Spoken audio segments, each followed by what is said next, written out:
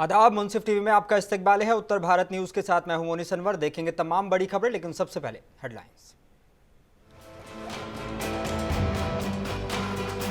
उत्तर प्रदेश के मुख्यमंत्री योगी आदित्यनाथ पहुंचे वाराणसी। जनसभा को संबोधित कर मिशन 2024 का किया शंखनाद।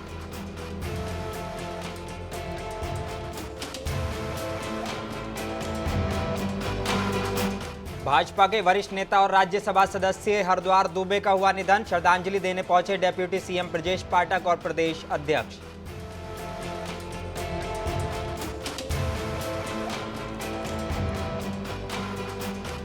मेरठ में पानी में बह गया हस्तिनापुर बिजनौर को जोड़ने वाला पुल का संपर्क मार्ग। आवागमन हुआ बंद।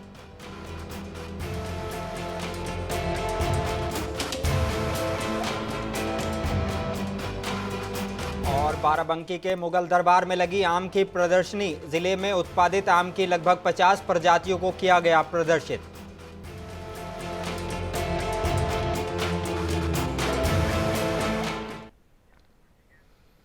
और उत्तर प्रदेश के मुख्यमंत्री योगी आदित्यनाथ वाराणसी के जगतपुर पहुंचे, जहां उन्होंने जनसभा को संबोधित कर मिशन 2024 का शंखनाद किया।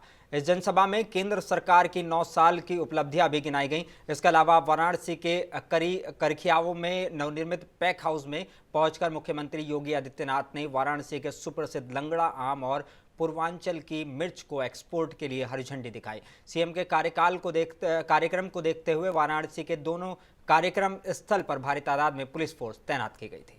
इंफ्रास्ट्रक्चर का मॉडल क्या होना चाहिए, वाराणसी इसका एक उदाहरण है।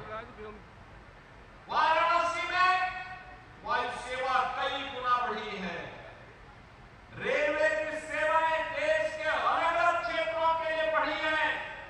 सड़क मार्ग से जहां से भी कोई काशी आना चाहेगा, 4 लेन और 6 लेन की कनेक्टिविटी काशी के लिए आज सब जगह से मौजूद है। और काशी के अंदर भी ट्रैफिक की व्यवस्था। पहले काशी में लोग आने से इसलिए डरते थे कि घंटों जाम में फंसना पड़ेगा। जाम की समस्या का समाधान का रास्ता लगभग समाधान हो चुका है। बाय रिंग रोड हो या फिर आवतपुर एयरपोर्ट से लेकर के काशी की कनेक्टिविटी को बेहतर करना, वाराणसी से लेकर प्रयागराज के बीच का हो, या वाराणसी से लखनऊ, वाराणसी से गोरखपुर, वाराणसी से आगे अन्य सभी जगहों को जाने वाले मार्ग, ये 4 लेन और 6 लेन की कनेक्टिविटी के साथ जुड़ चुके हैं। अंदर के वाराणसी के अंदर भी जिस प्रकार का मॉडल मिला है, इसके साथ ही देश का पहला इनलैंड वाटरवे हल्दिया से वाराणसी के बीच में प्रारंभ हो चुका है।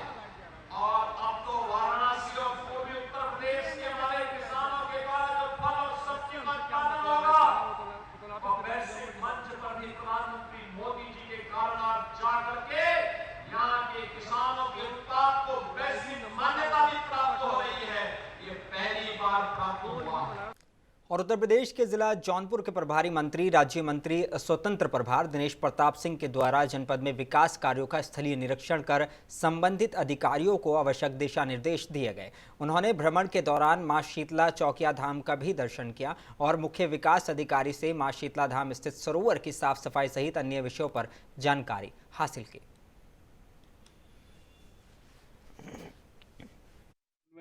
हो रहा है कि नहीं हो रहा है, इसके लिए मैं आज जौनपुर में अस्पताल का निरीक्षण मैंने किया। इसमें कोई संदेह नहीं कि साफ़ सुथरी सफाई मैंने देखा, बहुत सुंदर सफाई है। कहीं कोई हमको ऐसी चीज़ नहीं देखने को मिली। मैंने मरीजों से पर्सनली पूछा कि आप चिकित्सा स्टाफ कैसा है, नर्सिंग स्टाफ कैसा है, आपका इलाज ठीक हो रहा है। सब लगभग पेशेंट जितने हमने भेंट की, सब लोग तीमारदार और पेशेंट दोनों ने सेवाओं से पूरी सहमति व्यक्त की कि नहीं, हमारा इलाज अस्पताल में बेहतर हो रहा है। तो मैं समझता हूँ उत्तर प्रदेश सरकार के यशस्वी मुख्यमंत्री जी के नेतृत्व में आज की तारीख में चिकित्सा सुविधा बहुत बेहतर है, जनमानस को बेहतर सुविधा मिल रही है।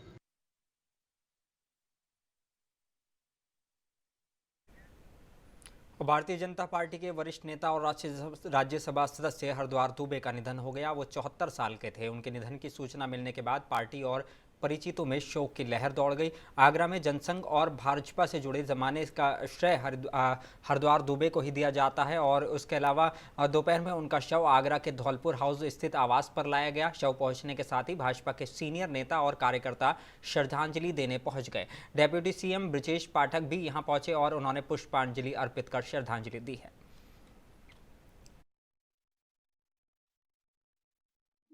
हमारे वरिष्ठ नेता, राज्यसभा के सदस्य, हमारी सरकार में मंत्री रहे और लगातार भारतीय जनता पार्टी को मजबूत करने में उन्होंने अपना अधिकांश योगदान दिया। ऐसे श्री हरिद्वार दुबे जी का ऐसे में जाना हमारी पार्टी के लिए, हम सब कार्यकर्ताओं के लिए एक बड़ी क्षति है और मैं इस दुखद घटना के लिए ईश्वर से प्रार्थना करता हूं कि भगवान। और उत्तर प्रदेश के जिला संभल की असमौली थाना पुलिस और गौ तस्करों की एक गैंग्स में मुठभेड़ हो गई। गौ तस्कर बदमाशों ने पुलिस से चारों ओर से घिरा देख पुलिस पर फायरिंग कर दी, जिसमें एक कांस्टेबल घायल हो गया।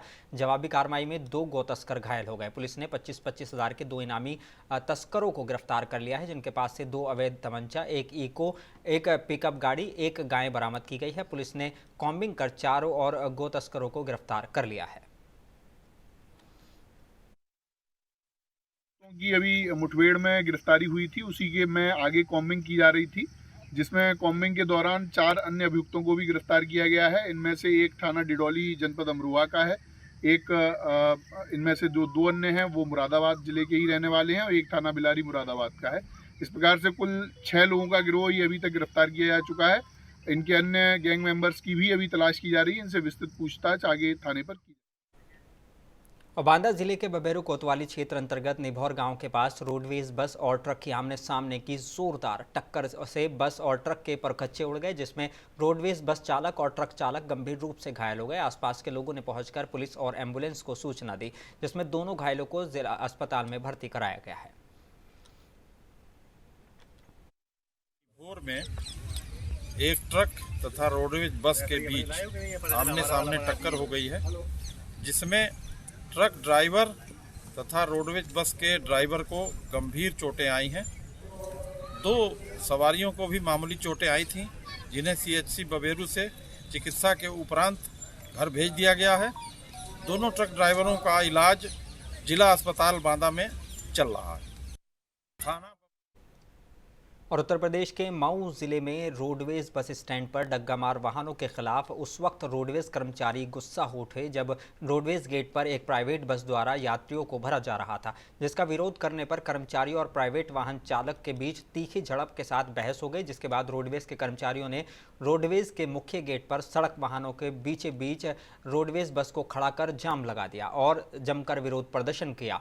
जाम की सूचना पर पाकर कुछ देर बाद पहुंची पुलिस ने किसी तरह समझा बुझाकर जाम को समाप्त कराया और तब जाकर यातायात व्यवस्था का संचालन शुरू हो सका। कि यहाँ पर आए दिन डग्गामारी होती है। पुलिस प्रशासन के लोग मुख्य दर्शक बन के देख रहे हैं और आज कोतवाल से मेरी अभी फोन पे बात हुई। उन्होंने कहा है कि आप हमको बताएं, ये बताइए भ्रष्टाचार और डग्गामारी हमको बताना पड़ेगा, उनको स्वयं दिखाई नहीं देता। और इतने देर से कर्मचारी परेशान है, आधे घंटे से हम लोग उनको बुला रहे थे, RTO को फ़ोन कर रहे थे, उनके CO को फ़ोन कर रहे हैं, उनके TSI को फ़ोन कर रहे हैं। 1 घंटा हो गया, कोई अभी तक नहीं आया। नहीं, अभी ARM साहब ने इस गाड़ी को रोका तो शायद उसने कुछ धमकी वगैरह इनको दी है। हम लोग तो अवेलेबल हैं ही हैं और हम लोग तो रोकते ही हैं और साथ में कोई होगा, साथ में ज्वाइंट चेकिंग हो जाएगी। धमकी ARM साहब को उन्होंने दी है, क्या दी है। और शाहजहांपुर में नवागत पुलिस अधीक्षक अशोक कुमार मीणा ने कार्यभार ग्रहण कर पुलिस सभागार में पत्रकारों के साथ वार्ता की। पत्रकारों के पूछे गए सवालों पर बेबाक अंदाज पर SP ने सभी के जवाब दिए। SP ने कहा कि शासन की मंशा के अनुरूप कार्य किया जाएगा। जन सुनवाई का 100% निस्तारण, मिशन शक्ति अभियान के अंतर्गत महिलाओं की सुरक्षा और आत्मनिर्भर बनाने के अभियान को सफल बनाए जाने की भी उन्होंने बात कही। साथ ही यातायात व्यवस्था के संबंध में SP ने बताया कि यातायात व्यवस्था का गंभीरतापूर्वक समीक्षा की जाएगी और जनमानस को यातायात से संबंधित कोई असुविधा ना हो, इसके लिए निरंतर अभियान चलाकर यातायात के नियमों का पालन कराया जाएगा।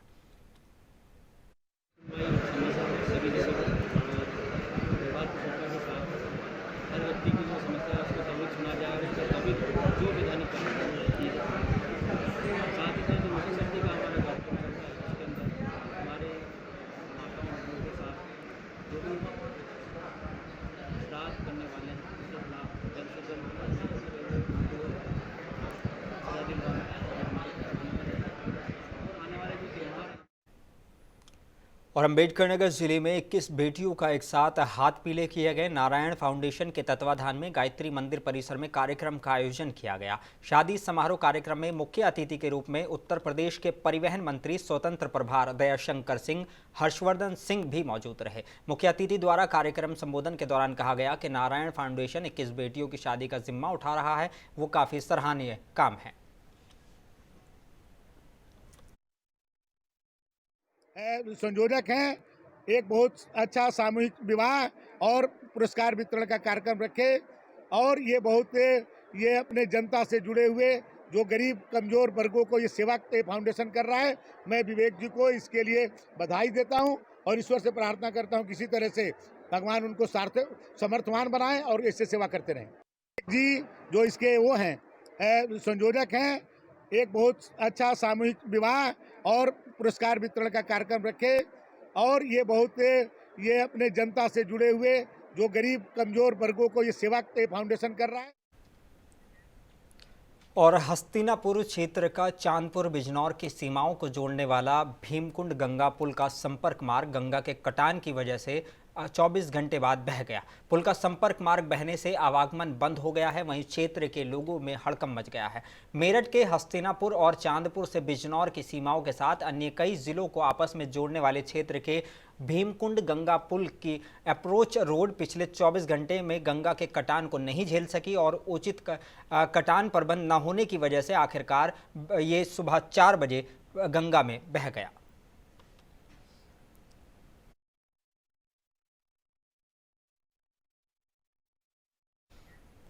और उत्तर प्रदेश के जिला बिजनौर में पुलिस ने नशे के खिलाफ जागरूकता अभियान चलाया है। एसपी सिटी और एसपी देहात ने पुलिस फोर्स के साथ साइकिल चलाकर नशा न करने के लिए लोगों को हिदायत दी है। नशीले पदार्थों के सेवन के खिलाफ और तस्करी को रोकने के लिए पुलिस एक्शन में आ गई है। नशीले पदार्थ की तस्करी करने वाले तस्करों के खिलाफ पुलिस सख्त कार्रवाई कर रही है।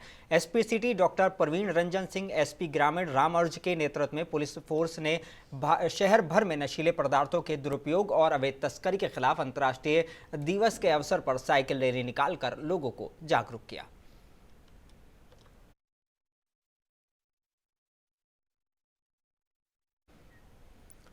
और मौसम में हो रही तेजी से बदलाव और उमस भरी बेगर्मी से जहां एक तरफ लोग बेहाल नजर आ रहे थे, वहीं दूसरी तरफ अब संक्रामक बीमारियों के फैलाव की आशंका के चलते लोग परेशान दिखाई दे रहे हैं। अस्पतालों में संक्रामक बीमारियों से ग्रसित मरीजों की संख्या में काफी इजाफा होता दिखाई दे रहा है। वहीं संक्रामक बीमारियों से ग्रसित नौनिहालों की संख्या में भी काफी इजाफा हुआ है। ऐसे में जनपद कानपुर देहात के स्वास्थ्य विशेषज्ञ लोगों को बचाव और एहतियात बरतने की सलाह और आवश्यक जानकारी देते दिखाई दे रहे हैं। बहुत ज़्यादा थी, टेम्परेचर बहुत ज़्यादा था, फिर एकदम से बारिश स्टार्ट हुई है तो टेम्परेचर एकदम से कम हुआ है और बाकी उमस भी बहुत ज़्यादा हो रही है।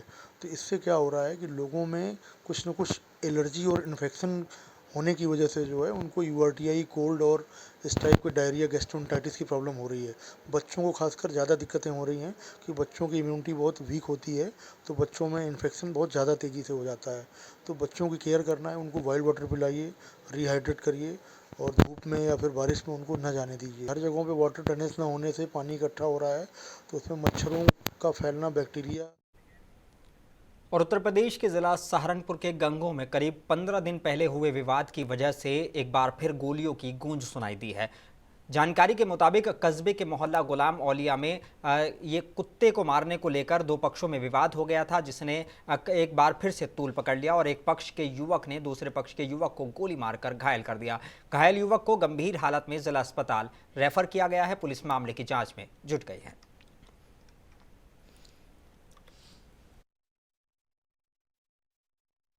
की तरफ से मुर्तजा नाम के एक पेशेंट का मेडिकल लीगल केस बनने आया था, जिनकी उम्र 46 साल है और ये गुलाम औलिया के रहने वाले हैं। और पेशेंट के हमने प्राथमिक उपचार करने के बाद उनकी कंडीशन को सीरियस देखते हुए हमने तुरंत रेफ़र कर दिया, जिस वजह से उनके वाइटल्स भी थोड़े नाजुक आ रहे थे, इसलिए हमने उनको रेफ़र कर दिया डायरेक्ट।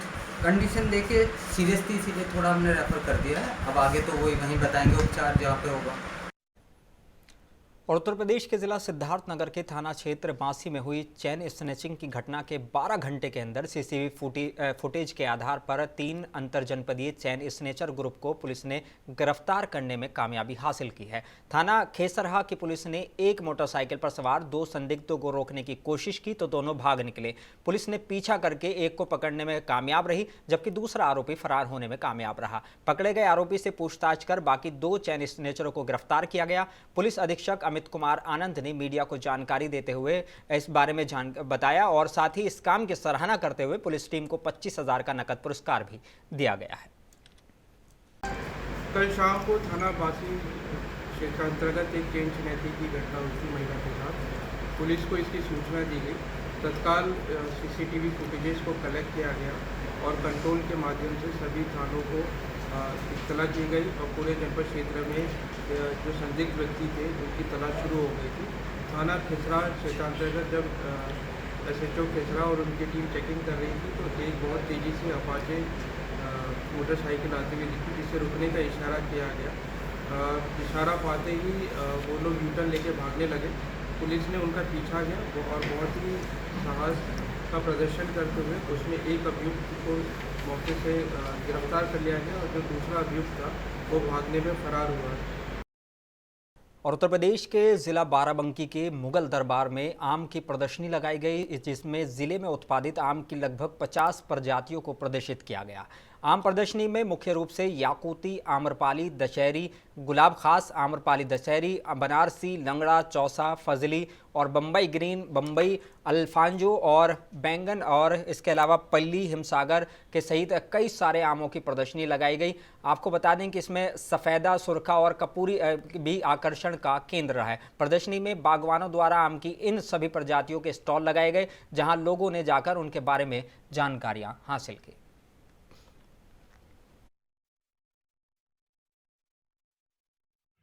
वो ये बेल्ट हो गई है, यहाँ आम के बहुत ज़्यादा बागात हैं, जो कि पहले कुछ सालों में और खास करके जो पुराने बागात हैं उनमें वैरायटी बहुत ज़्यादा हो गई है। जैसे आप देखिए दशहरी है, चौसा है, सफेदा है, ये तो आमतौर से होते हैं। जो इसका मैंने नाम लिया अभी याकूती, वो कहीं और हो नहीं पाता है, क्योंकि इसके लिए खास मिट्टी चाहिए। इसी तरह से ये कुछ वैरायटीज हुई थी यहाँ से एक्सपोर्ट हो रही है, बाहर जा रही है, बाराबंकी ज़िले के बाहर, देश के बाहर, उसके अलावा देश के भी बाहर कुछ वैरायटीज जा रही हैं। और ये अच्छी बात है कि न सिर्फ ये और उत्तर प्रदेश में मानसून दस्तक दे चुका है। प्रदेश के ज़्यादातर ज़िलों में बारिश भी शुरू हो चुकी है। पिछले 24 घंटे के दौरान लखनऊ मौसम केंद्र ने प्रदेश के सभी ज़िलों में हल्की बारिश दर्ज की है। इस बीच लखनऊ मौसम केंद्र ने आज एक बार फिर से येलो अलर्ट जारी किया है, जिसके मुताबिक 29 जून को खतरे की घंटी बजेगी। यानी प्रदेश में 29 जून को मानसून पूरी तरह से एक्टिव हो जाएगा और इस दिन भारी बारिश हो सकती है। ये बारिश पूरे उत्तर प्रदेश में होगी। बता दें कि हर साल बारिश से कुछ ज़िलों में तबाही मचती है, जिसमें से बाराबंकी जिला भी शामिल है।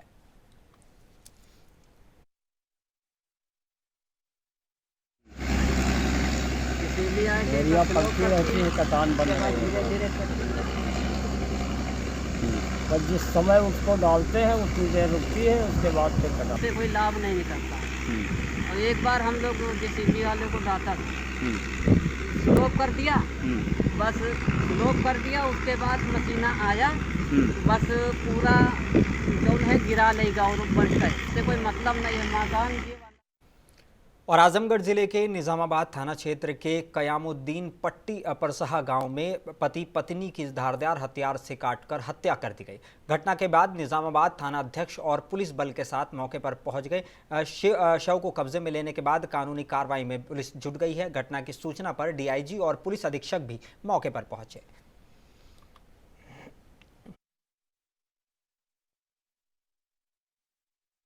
व्यक्ति के द्वारा हत्या कर दी गई है।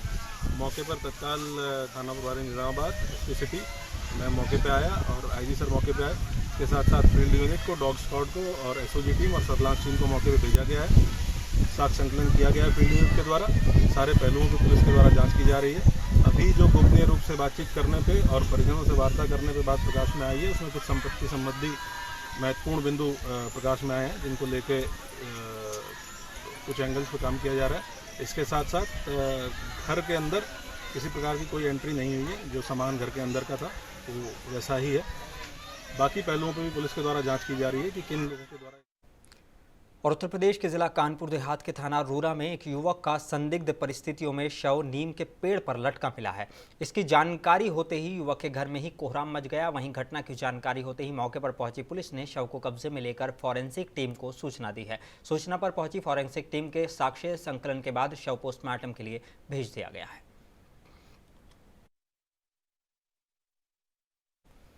और लखीमपुर खीरी जिले के तराई में मौजूद दुधवा टाइगर रिजर्व मानसून सत्र के चलते अब पर्यटकों के लिए बंद कर दिया गया है, जिसकी वजह से अब वन्य जीव जंगल के बजाय सड़कों पर विचरण करते दिखाई दे रहे हैं, जिनके वीडियो सोशल मीडिया पर वायरल हो रहे हैं। दरअसल दुधवा टाइगर रिजर्व के पलिया से गौरीफंटा जाने वाले मार्ग पर एक टाइगर चहलकदमी करता हुआ जंगल से निकलकर सड़क पर आ पहुंचा, जिसकी वजह से जब टाइगर को सड़क पर चहलकदमी करते देखा गया तो वहां रोमांच से लोग भर उठे और सड़क पर दोनों तरफ जाम लग गया।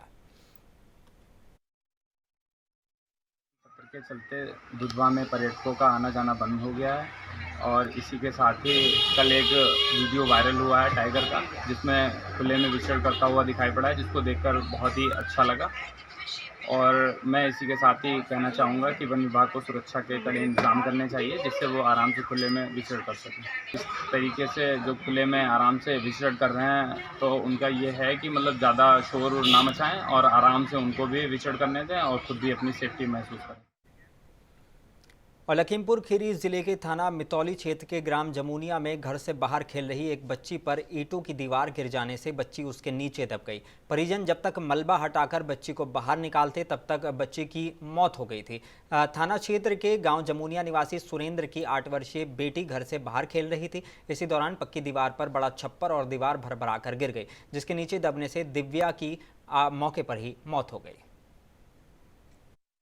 तूफान आ रहा था, आज भी चल रहा था, इसीलिए बारिश होने लगी। वो नीचे कहीं खेल रही लड़की आ गई, दीवार गिर गई, इसके नीचे दब के मृत्यु हो गई। ये 7-8 वर्ष लगभग। कल आंधी पानी तूफान आ रहा था, आज भी चल रहा था, इसीलिए बारिश। और लखीमपुर खीरी जिले में ये मामला इंडो नेपाल सीमा के पास पलिया कोतवाली पुलिस ने एक नेपाली युवक को गिरफ्तार किया है, जो नशीले पदार्थ को अपने साथ भारत से नेपाल लेकर जा रहा था। युवक के पास से 2 ग्राम 60 मिलीग्राम स्मैक बरामद की गई है। स्मैक की कीमत अंतर्राष्ट्रीय मार्केट में लाखों रुपए बताई जा रही है। पूछताछ के दौरान युवक ने अपना नाम राजू थापा निवासी कंचनपुर नेपाल बताया है।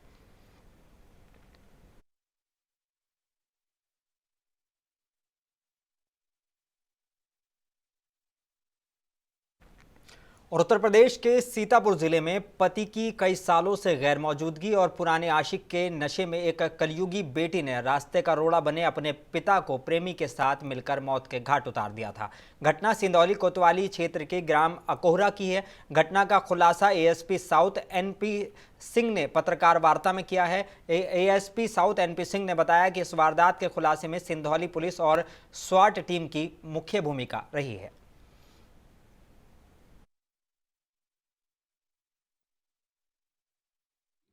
आप चलिए हमारे साथ और हम लोग साथ रहेंगे भी लखनऊ में। और ये ज़मीन हो सकता है कि मरने के बाद ज़मीन कोई और ले ले आपके पिताजी की, और ज़मीन आपको नहीं मिल पाएगी। तो ये 2 रीज़न्स थे इससे हत्या इसमें हुई है। बहुत ही अच्छा वर्कआउट हुआ है। पुलिस अधीक्षक महोदय ने पूरी जो पुलिस टीम हमारी है उसको 10,000 रुपये अनाउंस किया है इनाम के तौर पर, क्योंकि अज्ञात मर्डर था और मोटिव बड़ा अलग किस्म का मिल रहा था, लेकिन हमारी सिंधौली की पुलिस टीम ने काफ़ी अच्छा काम करते घटना वर्कआउट किया है। और आखिर में एक बार फिर नजर डालेंगे हेडलाइंस पर। उत्तर प्रदेश के मुख्यमंत्री योगी आदित्यनाथ पहुंचे वाराणसी। जनसभा को संबोधित कर मिशन 2024 का किया शंखनाद।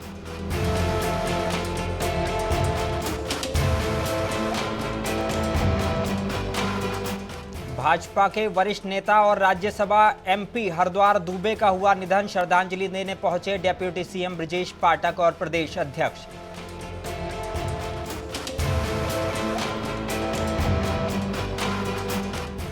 मेरठ के हस्तिनापुर में पानी में बह गया। हस्तिनापुर बिजनौर को जोड़ने वाला पुल का संपर्क मार्ग, आवागमन हुआ बंद।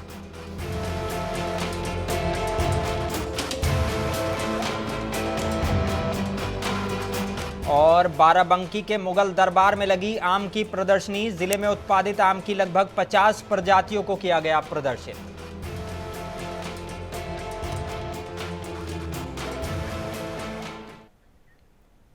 बुलेटिन में बस इतना ही। अपने मेजबान मोनी सनवर को दीजिए इजाजत। आप बने रहिए मुंसिफ टीवी के साथ।